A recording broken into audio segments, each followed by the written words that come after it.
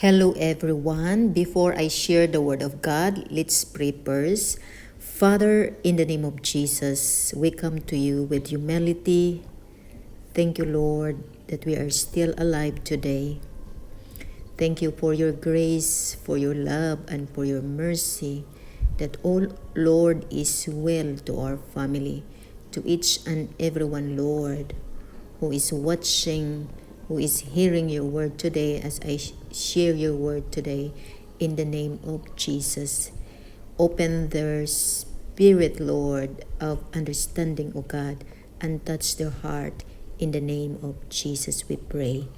Amen and amen. In 2 Chronicles chapter 7 verse 14, if my people which are called by my name shall humble themselves and pray and seek my face and turn from their wicked ways, then will I hear from heaven and will forgive their sins and will heal their land. Verse 15, now mine eyes shall be open and mine ears attend unto the prayer that is made in this place. It is the promise of the Lord that if we come with humility and pray and seek His face and repent, He will hear us and forgive our sins. And without humility, you cannot pray. Just think like you are applying a job. You are preparing yourself for an interview. It is like that in God. God is more than that. God is our source, our strength, everything. What we have right now, it is God who give us. It is not our effort.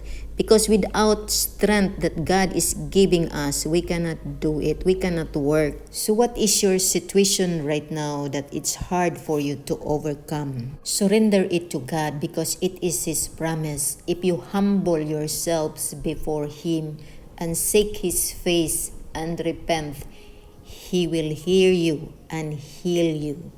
Are you in agony? Are you in trouble? That it seems it's hard for you to overcome, that you feel that you cannot make it, there is a hope. Let us pray and agree together. Father, we humble ourselves before you. Precious Holy Spirit, teach us how to humble ourselves that we never known before. Our inner being, Lord, touch, change it. We need a refreshing touch, O God, and hear the cry of your people. Hear their prayer as they surrender to you, as they come to you with humility.